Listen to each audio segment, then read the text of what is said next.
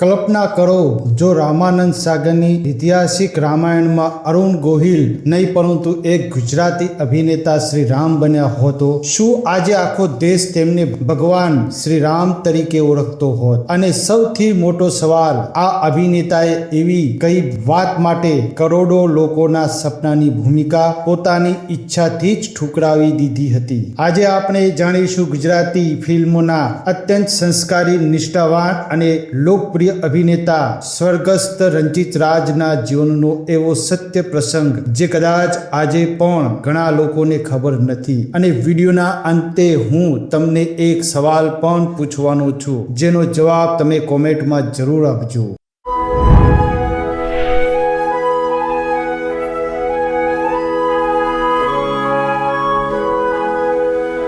નમસ્કાર મિત્રો, હું છું રીતેશ. સ્વાગત છે તમારું બધા મિત્રોનું. મિત્રો, 1987માં જ્યારે દૂરદર્શન પર રામાનંદ સાગરની રામાયણ શરૂ થઈ ત્યારે કદાચ કોઈએ વિચાર્યું પણ નહોતું કે આ સિરિયલ ભારતના ટેલિવિઝન ઇતિહાસમાં સૌથી મોટો રેકોર્ડ બનાવશે. 25 જાન્યુઆરી 1987 થી લઈને 31 જુલાઈ 1988 સુધી પ્રસારિત થયેલા કુલ 78 એપિસોડે સમગ્ર દેશને એક કરી દીધો હતો. રવિવારની સવાર એટલે રસ્તાઓ સુમસાન, લોકો ટીવી સામે હાથ જોડીને બેસી જતા અને શ્રી રામનું પાત્ર ભજવનાર અરુણ ગોહિલ ને લોકોના હૃદયમાં ભગવાન સમાન સ્થાન મેળવી ગયા. પરંતુ મિત્રો, આજે જે વાત હું તમને જણાવવા જઈ રહ્યો છું તે બહુ ઓછા લોકો જાણે છે. રામાનંદ સાગરે સૌથી પહેલા શ્રી રામની ભૂમિકા માટે અરુણ ગોહિલ નહીં પરંતુ ગુજરાતી ફિલ્મોના લોકપ્રિય અભિનેતા રંજીત રાજનો સંપર્ક કર્યો હતો. હા મિત્રો, આ વાત સાંભળીને કદાચ તમને પણ આશ્ચર્ય થશે. રંજીત રાજે તે સમયના ગુજરાતી સિનેમાના ખૂબ જ જાણીતા અભિનેતા હતા. તેમને અનેક ધાર્મિક અને ઐતિહાસિક ફિલ્મોમાં પોતાના સંયમિત અને અસરકારક અભિનયથી દર્શકોના દિલ જીતી લીધા હતા. તેમનો ચહેરો, તેમનું વ્યક્તિત્વ અને તેમનો શાંત અભિનય શ્રીરામના પાત્ર માટે એકદમ યોગ્ય માનવામાં આવતો હતો.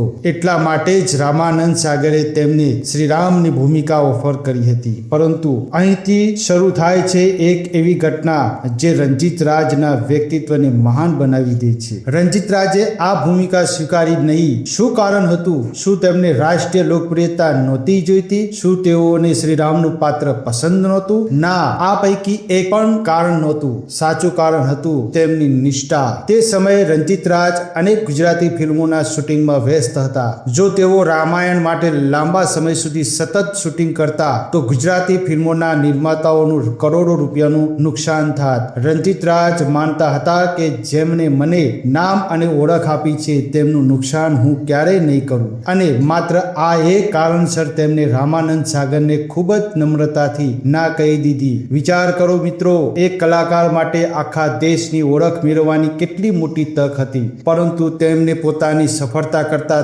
પોતાના નિર્માતાઓનો વિશ્વાસ વધુ મહત્વનો માન્યો. આવી નિષ્ઠા આજે કેટલા કલાકારોમાં જોવા મળે છે. જો રંજીત રાજે તે સમયે આ ભૂમિકા સ્વીકારી હોત તો કદાચ આજે સમગ્ર ભારત તેમને શ્રી રામ તરીકે ઓળખતું હોત અને કદાચ રામાયણમાં રામ અને રાવણ બંને ગુજરાતી ફિલ્મોના કલાકારો હોત. આ ગુજરાતી સિનેમા માટે ગૌરવની વાત બની શકી હોત. મારવાડી પરિવારમાં જન્મેલા હોવા છતાં રંજીત રાજે ગુજરાતી ફિલ્મોમાં પોતાની આગવી ઓળખ બનાવી. તેમને ઉપેન્દ્ર ત્રિવેદી, નરેશ કનોડિયા, રાજીવ, અરવિંદ કિરાડ, કિરણ કુમાર જેવા દિગ્ગજ કલાકારોની વચ્ચે પણ પોતાની અલગ છાપ છોડી. તેમના વિશે ક્યારેય કોઈ વિવાદ સાંભળવા મળ્યો નથી. ન કોઈ ગોસિપ, ન કોઈ આક્ષેપ, ન કોઈ વિવાદાસ્પદ નિવેદન. તેમનું એક જ સૂત્ર હતું, પોતે ભલા અને પોતાનું કામ ભલું. રંજીત રાજે લોકપ્રિયતા મેળવવા માટે ક્યારેય ઓવર એક્ટિંગનો સહારો લીધો નહીં. ક્યારેય દ્વિઅર્થીય સંવાદો બોલ્યા નહીં. ક્યારેય એવા દ્રશ્યો કર્યા નહીં કે પરિવાર સાથે બેઠા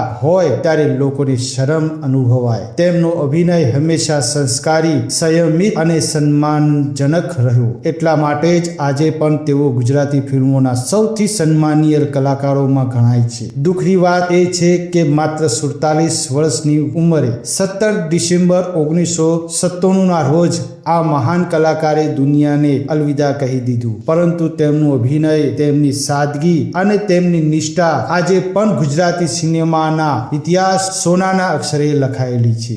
મિત્રો હવે હું તમને એક સવાલ પૂછવા માંગુ છું. જો રંજીત રાજે રામાનંદ સાગરની રામાયણમાં શ્રી રામની ભૂમિકા સ્વીકારી હોત તો શું તેઓ અરુણ ગોહિલ જેટલા જ લોકપ્રિય બની શક્યા હોત? તમારો જવાબ કોમેન્ટમાં જરૂર લખજો.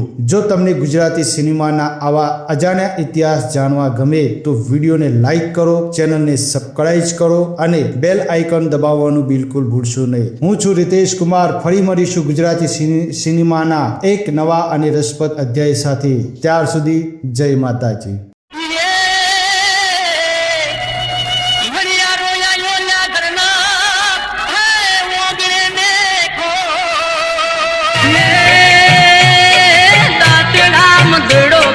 હોલો તો આજો તો લાજુડીને સંતાડી બેચાર